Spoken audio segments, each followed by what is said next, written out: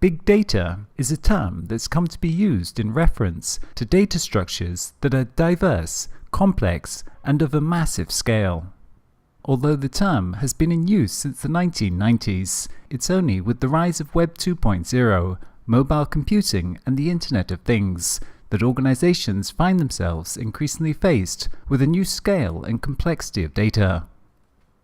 The term big data implies an increase in the quantity of data, but it also results in a qualitative transformation in how we store and analyze such data. It is certainly the case that with big data, more is different. The world's technological per capita capacity to store information has roughly doubled every 40 months since the 1980s, resulting in an extraordinary increase in data storage capacity. Since that time, the amount of information in the world has exploded. Likewise, the digitization of that information has happened in a historical blink of an eye. Back in the late 80s, less than 1% of the world's information was in a digital format. By now, more than 99% of all information in the world that is stored is in a digital format. Equally, the amount of data available through the internet has grown at an extraordinary level.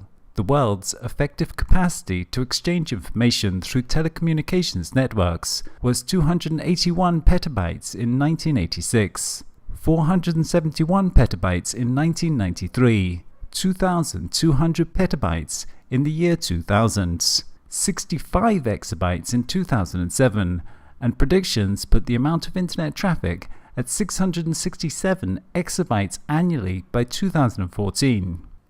From this data, we can see how a little after the year 2000, the amount of digital information began to explode, and at the same time, largely due to the mass adoption of the internet and user-generated systems, the nature of that data changed from being largely structured to being largely unstructured.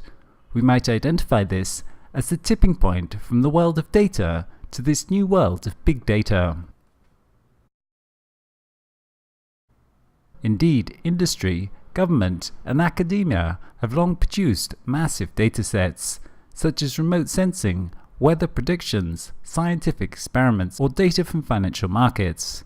However, given the costs and difficulties of generating, processing, analyzing, and storing such datasets, these data have been produced in tightly controlled ways that limit their scope, temporality, and size.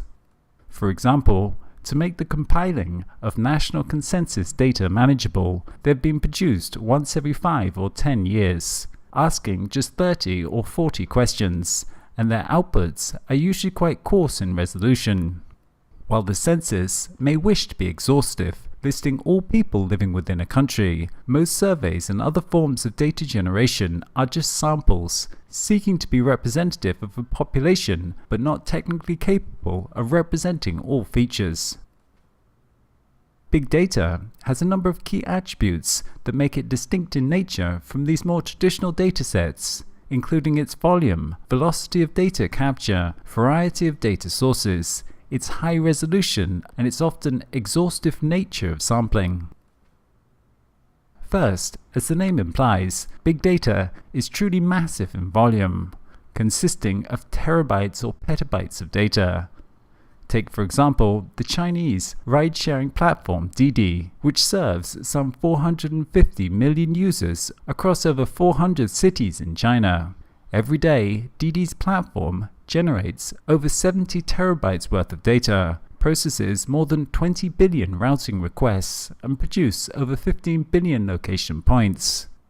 Or for example, a typical 20-bed intensive care unit generates an estimated 260,000 data points a second. Likewise, a military fighter jet drone may have 20,000 sensors in one single wing to enable it to fly by itself. On one single flight, an A850 airplane can produce 250 gigabytes of data. Secondly, these data sources may be high velocity, as data is being created in or near real time to produce massive dynamic flows of fine-grained data. For example, Facebook reported that it was processing 2.5 billion pieces of content, 2.7 billion like actions and 300 million photo uploads per day in 2012. Similarly, in 2012, Walmart were generating more than 2.5 petabytes of data relating to more than 1 million customer transactions per hour. The variety of data and data sources is a key aspect of big data that differentiates it from more traditional forms of structured data. Photos, videos, text documents, audio recordings, books, email messages, presentations, geolocations, tweets are all data, but they're generally unstructured and incredibly varied. An article in Sloan Review entitled "Variety, Not Volume" is driving big data initiatives, notes that the past several years have been periods of exploration, experimentation, and trial and error in big data among Fortune 1000 companies. For these firms, it's not the ability to process and manage large data volumes that is driving successful big data outcomes. Rather, it is the ability to integrate more sources of data than ever before. New data, old data, big data, small data, structured data, unstructured data, social media data, behavioral data, and legacy data. While this variety may be the key source of complexity to big data, it may also be the true source of insight. By referencing different sources, we can begin to build up context to events or outcomes instead of unidimensional interpretations. For example, if we take something like fraud detection on a debit card, an ATM machine may just swallow your debit card because you're simply using it in a different country from where you usually use it. This is the result of an analysis based upon a single data point, which gives very crude outcomes. But with a variety of data sources, such as social media, purchase history, geolocation, etc., a much more nuanced picture could be built up to better understand if it's really you standing in front of the ATM or not.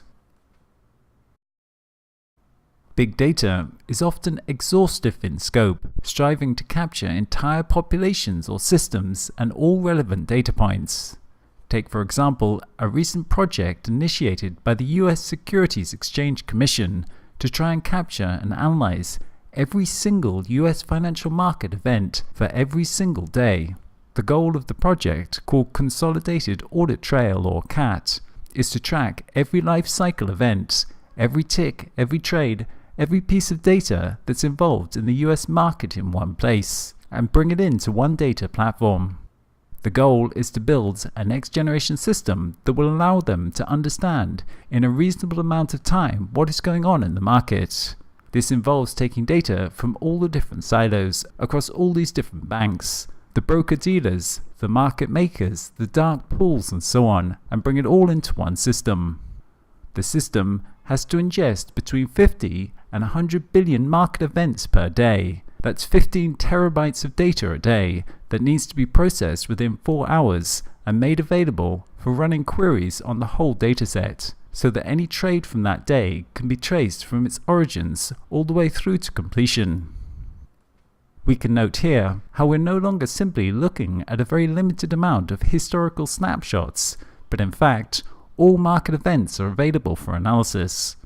Previously, due to limitations of storage and computational devices, we would basically compute based upon samples and then make inferences, but the hope of this exhaustive sampling is that with big data, there may be no sampling errors at all. Big data is characterized by being generated continuously, seeking to be exhaustive and fine-grained in its structure. Examples of the production of such data include digital CCTV, the recording of retail purchases, digital devices that record and communicate the history of their own usage, such as mobile phones, the logging of transactions and interactions across digital networks, like email or online banking, measurements from sensors embedded within objects or environments, social media postings, and the scanning of machine-readable objects such as travel passes or barcodes. The scale and complexity of big data requires, in turn, a change in computing models, both in how we structure data and how we process it. Big data usually includes datasets with sizes beyond the ability of commonly used software tools to capture, curate, manage, and process within a reasonable time. Data systems, up until just a decade ago, were almost completely structured relational databases. Data was structured into tables and columns, but with the rise of big data has come the evolution of databases into a non-relational form, what can be referred to as NoSQL. A NoSQL database provides a mechanism for storage and retrieval of data that is modeled in means other than the tabular relations used in the relational databases of the past. In contrast to relational databases where data schemas are carefully designed before the database is built, NoSQL systems create flexible data schema or no schema at all. For example, one type of NoSQL structure is graph storage. Graph data storage organizes data as nodes, which are like records in relational databases, and edges, which represent connections between the nodes. Because the graph system stores the relationships between nodes, it can support richer representations of data relations. Also, unlike relational models, which are reliant on strict schemas, the graph data model can evolve over time. Additional technologies being applied to big data include massively parallel processing databases. Multidimensional big data can also be represented effectively as tensors, making it more efficient to handle through tensor-based computation.